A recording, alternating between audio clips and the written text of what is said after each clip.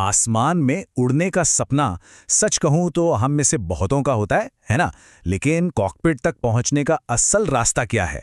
आज के इस एक्सप्लेनर में हम भारत में कमर्शियल पायलट लाइसेंस यानी आपका सीपीएल हासिल करने के पूरे रोड मैप को स्टेप बाय स्टेप डिकोड करने वाले हैं। इसमें पेपर वर्क से लेकर फाइनेंस तक सब कुछ कवर होगा। इस पूरे सफर को हमने 6 आसान हिस्सों में बांटा है। एलिजिबिलिटी और मेडिकल फिटनेस से शुरू करके डीजीसीए एग्जाम्स, सही फ्लाइट स्कूल चुनना, अपनी फ्लाइट के घंटे पूरे करना, फाइनल टेस्ट और आखिर में सबसे जरूरी बात, ट्रेनिंग का खर्च और आपकी होने वाली सैलरी। तो चलिए सबसे पहले पड़ाव से शुरुआत करते हैं, एलिजिबिलिटी और मेडिकल फिटनेस। ग्राउंड से टेक ऑफ करने के लिए सबसे बेसिक रिक्वायरमेंट है आपकी पढ़ाई। 10+2 में फिजिक्स और मैथ्स का होना बिल्कुल मैंडेटरी है, वो भी कम से कम 50% मार्क्स के साथ। लेकिन अगर आप आर्ट्स या कॉमर्स बैकग्राउंड से हैं तो टेंशन मत लीजिए। NIOS यानी ओपन बोर्ड के जरिए एग्जाम देकर भी आप इसके लिए क्वालिफाई कर सकते हैं। उम्र की बात करें तो ट्रेनिंग 17 साल से शुरू हो सकती है, लेकिन CPL 18 साल पूरे होने पर ही मिलेगा। अब आता है एक बहुत ही क्रिटिकल स्टेप। फ्लाइंग पर एक भी रुपया खर्च करने से पहले डीजीसीए का ये 2 स्टेप वाला मेडिकल क्लियरेंस पास करना होता है। सबसे पहले एक डीजीसीए अप्रूव्ड डॉक्टर से क्लास 2 की बेसिक हेल्थ स्क्रीनिंग होती है। इसके बाद किसी ऑथराइज्ड एयरफोर्स सेंटर या डेजिग्नेटेड हॉस्पिटल में क्लास 1 का एक कॉम्प्रिहेंसिव इवैल्यूएशन होता है। और यहाँ एक बहुत ही प्रैक्टिकल और ज़रूरी टिप है, कभी भी अपना क्लास 1 मेडिकल क्लियरेंस और फाइल नंबर हासिल करने से पहले महंगे कोर्सेज में पैसे मत फंसाइए। अक्सर लोग जोश में ट्रेनिंग शुरू कर देते हैं, लेकिन बाद में मेडिकल में अनफिट होने पर भारी नुकसान उठाते हैं। पेपर वर्क और मेडिकल के बाद हमारा अगला फोकस है डीजीसीए एग्जाम्स और ग्राउंड थ्योरी।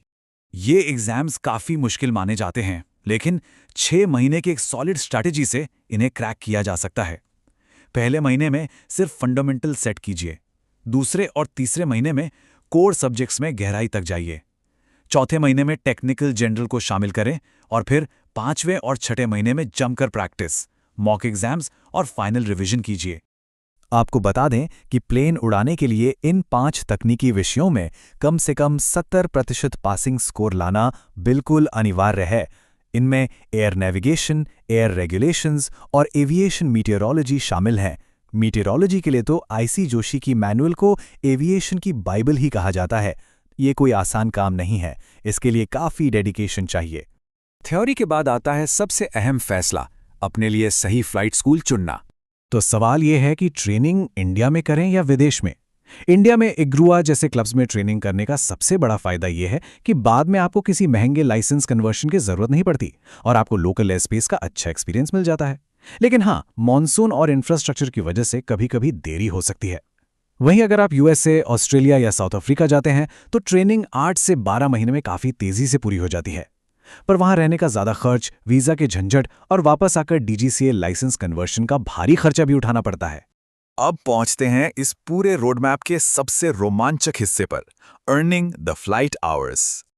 अपना CPL हासिल करने के लिए आपको कॉकपिट में पूरे 200 घंटे बिताने होते हैं।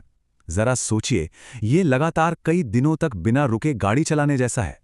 ये सिर्फ एक नंबर नहीं है, बल्कि कड़े अनुशासन और भारी संसाधनों का कमिटमेंट है। और ये 200 घंटे अचानक से पूरे नहीं होते, ये एक स्टेप बाय स्टेप प्रोग्रेशन है। शुरुआत होती है स्टूडेंट पायलट लाइसेंस यानी SPL से, जो आपका पहला सोलो परमिट है। फिर आता है प्राइवेट पायलट लाइसेंस स्टेज, जहां आप अपनी पहली सोलो फ्लाइट और बेसिक हैंडलिंग सीखते हैं। इसके बाद अलग अलग एयरपोर्ट्स के बीच क्रॉस कंट्री नेविगेशन और आखिर में इंस्ट्रूमेंट और नाइट फ्लाइंग, जहां आप बाहर देखे बिना सिर्फ उपकरणों के भरोसे प्लेन उड़ाते हैं।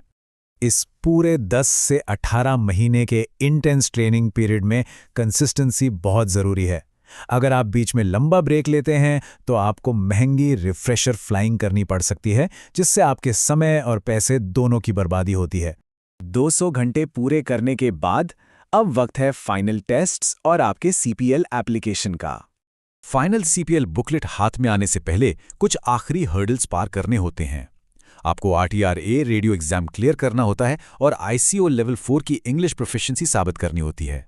इसके बाद डॉक्यूमेंट्स की एक लंबी चौड़ी चेकलिस्ट DGCA को सबमिट की जाती है। तब जाकर असली CPL बुकलेट मिलती है। और अब बात करते हैं उस चीज़ की जो शायद सबसे ज़्यादा मायने रखती है, ट्रेनिंग कॉस्ट और आपकी फ्यूचर सैलरी का एक रियलिटी चेक।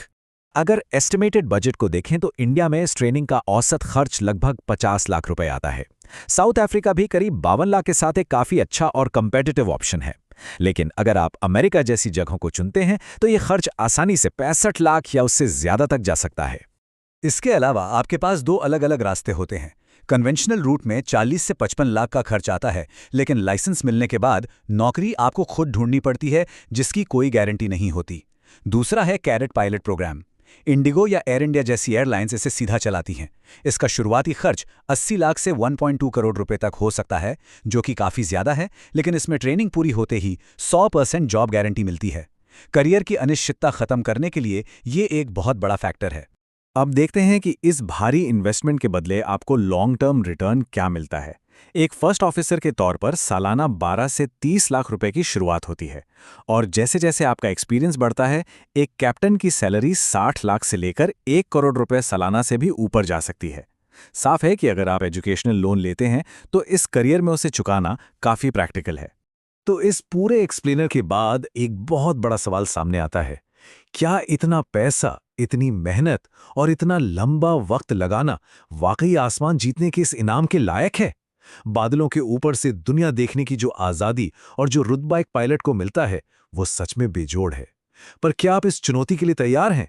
ये एक ऐसा सवाल है जो आपको इस सफर की शुरुआत करने से पहले खुद से जरूर पूछना चाहिए।